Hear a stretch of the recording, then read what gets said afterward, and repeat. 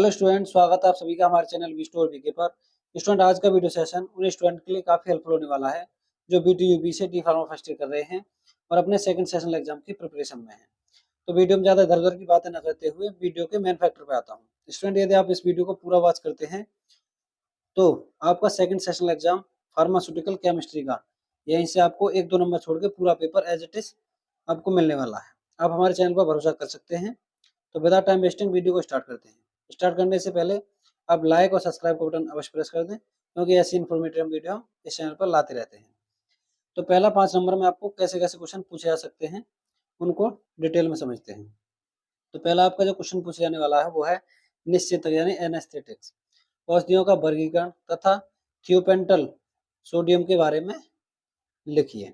तो इसको हम नीचे डिटेल में समझते हैं। एनेस्थेटिक्स वे औषधियां होती हैं जो पेशेंट को टेम्परेली अनकॉन्शियस यानी अस्थायी बेहोशी या पेन फ्री स्टेज यानी दर्द रहित में दी जाती हैं, ताकि सर्जरी या किसी अन्य प्रोसेस को बिना प्रॉब्लम के किया जा सके। क्लियर हो रहा है स्टूडेंट? मुख्य एनेस्थीसिया दो टाइप के होते हैं। एनेस्थेटिक दो टाइप के होते हैं। नंबर फर्स्ट है जनरल एनेस्थेटिक्स। ये कैसे होते हैं? ये ड्रग पूरे बॉडी को प्रभावित करती हैं और पेशेंट को अनकॉन्शियस यानी बेहोश कर देती हैं।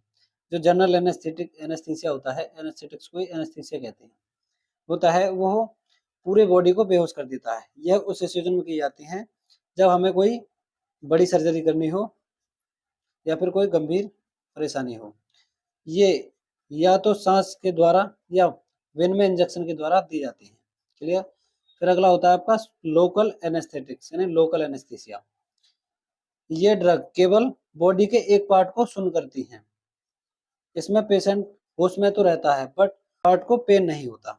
क्लियर? यहाँ तक क्लियर है स्टूडेंट? स्टूडेंट अब करते हैं थियोपेंटल सोडियम। थियोपेंटल सोडियम क्या है? थियोपेंटल सोडियम एक तेज असर करने वाली इंट्रावेनस जनरल एनेस्थेटिक मेडिसिन है जो पेशेंट को बहुत फास्ट अनकॉन्शियस करने के लिए यूज की जाती है। यह बारबिचुरेट क्लास की मेडिसिन है और इसका यूज सामान्यतः सर्जरी या किसी अन्य प्रक्रिया की शुरुआत में एनेस्थीसिया इंजेक्शन के लिए किया जाता है। क्लियर? यह मेडिसिन विन में इंजेक्शन के रूप में दी जाती है। इसका असर केवल कुछ ही मिनटों तक रहता है, इसलिए इसे लॉन्ग टाइम के एनेस्थीसिया के लिए नहीं बल्कि शुरुआत के लिए यूज में किया जाता है। यह ब्रेन के गावा रिसेप्टर को एक्टिवेट करती है, जिससे ब्रेन एक्टिविटी धीमी हो जाती है और पेशेंट अनकॉन्शियस हो जाता है। हमारा क्वेश्चन यहाँ तक समझ में आया? ये आपका पहला क्वेश्चन नंबर कंप्लीट हो गया है। अब चलते हैं क्वेश्चन नंबर सेकंड की ओर। तो क्वेश्चन नंबर सेकंड है आपका उच्च रक्तदाब रोधी यानी एंटी हाइपरटेंसिव औषधियों का वर्गीकरण तथा प्रोप्रानोलोल के बारे में लिखिए। तो एंटी हाइपरटेंसिव कहते हैं ये वे औषधियाँ होती हैं जो हाई ब्लड प्रेशर को कंट्रोल करने के लिए यूज की जाती हैं। हाई बीपी को कंट्रोल करना बहुत जरूरी है ताकि heart attack, stroke, kidney failure जैसी प्रॉब्लम से बचा जा सके। एंटी हाइपरटेंसिव ड्रग अलग अलग तरीके से काम करती हैं। जैसे हार्ट की धड़कन को कम करना होता है, ब्लड वेसल्स को रिलैक्स करना, या बॉडी से एक्स्ट्रा वाटर और साल्ट को निकालना होगा। अब यूज के बारे में इसके लिखते हैं।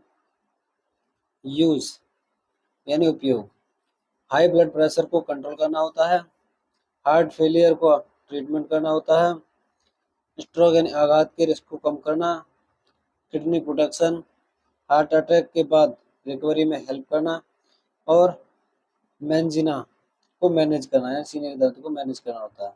स्टूडेंट अब करते हैं प्रोप्रानोलोल यानी प्रोप्रानोलोल क्या है? प्रोप्रानोलोल एक बेटा ब्लॉकर दवा है जो हार्ट और ब्लड वेसल्स पर वर्क करती है। यह नॉन सिलेक्टिव बेटा ब्लॉकर है, यानी यह बीटा 1 और बीटा 2 दोनों रिसेप्टर को ब्लॉक करती है। क्लियर? इससे हार्ट की धड़कन धीरे होती है, जिससे ब्लड प्रेशर कम हो जाता है और दिल पर दबाव घट जाता है। क्लियर? प्रोप्रानोलोल मेनली यूज होता है हाई बीपी में, ब्लड प्रॉब्लम्स और माइग्रेन जैसी कंडीशन में होता है। क्लियर?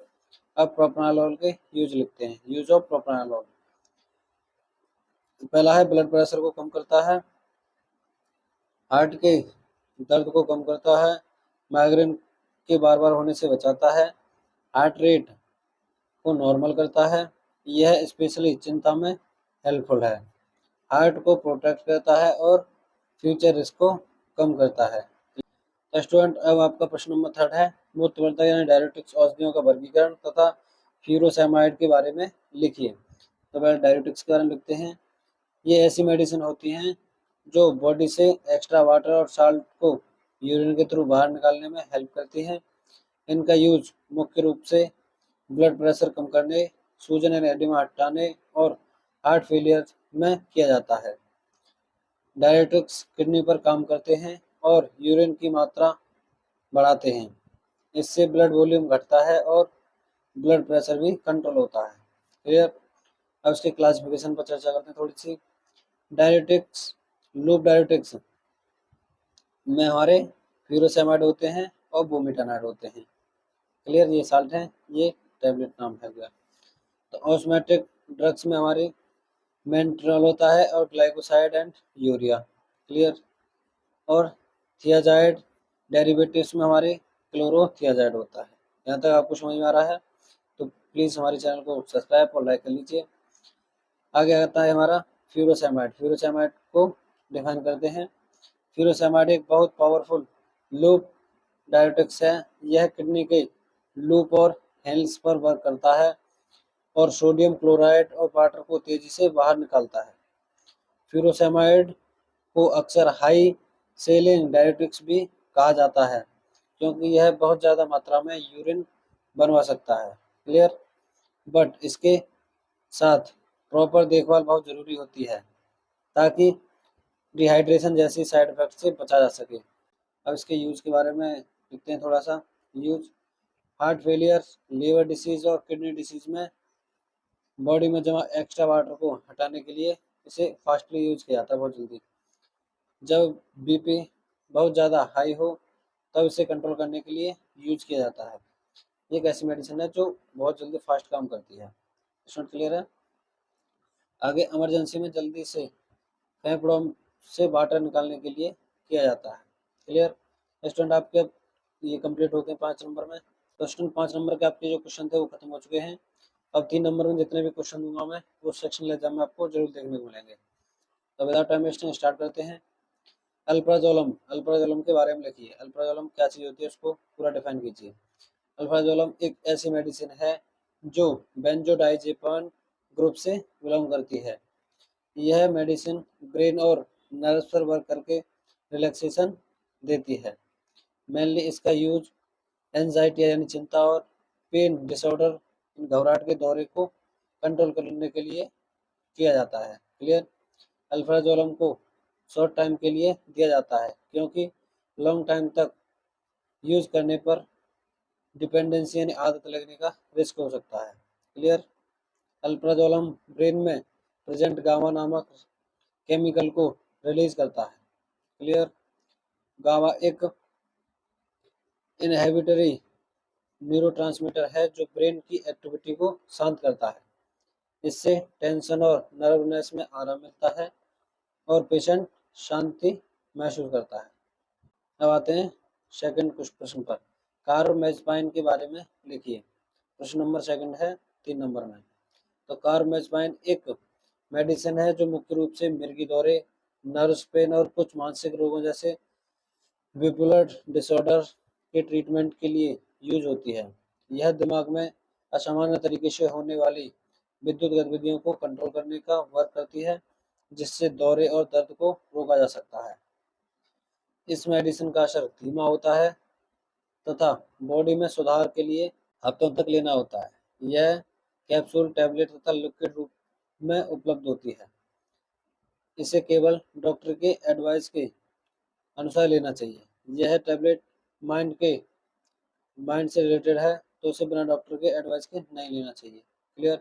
सिंपल वर्ड में कहें तो यह ब्रेन की ओवर थिंकिंग को शांत करता है। रेस्टोरेंट ओवर थिंकिंग शांत हो जाती है तो हमारा ब्रेन ऑटोमेटिकली शांत हो जाता है। आपको थर्ड नंबर में ये एक तीसरा क्वेश्चन है, कैप्टोप्रल के बारे में लिखिए। कैप्टोप्रल क्या चीज़ है। तो कैप्टोप्रल एक इम्पोर्टेंट मेडिसिन है जो मुख्य रूप से हाई ब्लड प्रेशर यानी हाइपरटेंसिव और हार्ट फेलियर्स को कंट्रोल करने के लिए दी जाती है। कैप्टोप्रिल बॉडी में एक केमिकल एंजियोटेंसिन को बनाने से रोकता है, जो ब्लड वेसल्स को सिकुड़ता है। एंजियोटेंसिन जो एक केमिकल है वो हमारे ब्लड वेसल्स को सिकुड़ता है। क्लियर? जब एंजियोटेंसिन नहीं बनता तो ब्लड वेसल्स रिलैक्स हो जाती हैं और ब्लड प्रेशर कम हो जाता है। सिंपल वर्ड में कहें तो यह कैप्टोप्रिल ब्लड वेसल्स को चौड़ा करके बीपी को कंट्रोल करता है। Clear student? यूज के बारे में लिखते हैं इसके यूज। हाई ब्लड प्रेशर को कम करने के लिए, हार्ट को स्ट्रॉन्ग बनाने में और वर्क को इजी करने में यूज करते हैं इसको। हार्ट को डैमेज से बचाने में और किडनी की प्रोटेक्शन के लिए स्पेशली डायबिटीज पेशेंट में यूज करते हैं इसको। तो अगला आपका प्रश्न है वेरापामिल के बारे में लिखो। वेरापामिल टैबलेट क्या काम करती है और क्या कैसे कैसे इसका काम होता है। तो वेरापामिल एक ऐसी मेडिसिन है जो कैल्शियम चैनल ब्लॉकर ग्रुप से बिलोंग करती है। यह मेडिसिन खासतौर पर high blood pressure, heart beat की गड़बड़ी को कंट्रोल करने के लिए दी जाती है। वेरापामिल हार्ट और ब्लड वेसल्स पर वर्क करता है ताकि ब्लड प्रेशर कम हो और हार्ट का वर्क इजी हो और हार्ट बीट सही रहे। क्लियर? सिंपल भाषा में कहें तो वेरापामिल हार्ट और ब्लड वेसल्स को रिलैक्स करके ब्लड प्रेशर और हार्ट रेट को कंट्रोल करता है। Clear student? स्टूडेंट जो 3 नंबर में आपके प्रश्न थे वो यहाँ समाप्त हो चुके हैं। काफ़ी इंपॉर्टेंट प्रश्न थे, आप उन्हें जरूर पढ़ के जाइएगा। तो आपको 1 नंबर में 1 से 2 क्वेश्चन बता देता हूँ मैं, जो बहुत ही ज़्यादा इंपॉर्टेंट है, जो आने वाले हैं आपके एग्जाम में। कैप्टोप्रिल का व्यापारिक नाम लिखो। व्यापारिक है ब्रांड नेम तो होता है कैपोटेन। कैपोटेन इसका व्यापारिक है, ब्रांड नेम कह सकते हो आप। आगे प्रोपोफॉल का भंडारण लिखो। प्रोपोफॉल किस टेम्परेचर रखनी चाहिए। तो प्रोपोफॉल एक एनेस्थेटिक मेडिसिन है जिसका यूज जनरल एनेस्थीसिया के रूप में किया जाता है। प्रोपोफॉल को 4 डिग्री से लेकर 25 डिग्री तापमान के बीच स्टोर किया जाता है। लाइट से बचा कर रखना चाहिए। प्ले स्टूडेंट, यदि आपको वीडियो थोड़ी हेल्पफुल लगी हो तो हमारे चैनल को लाइक और सब्सक्राइब कर लीजिए। Thank you.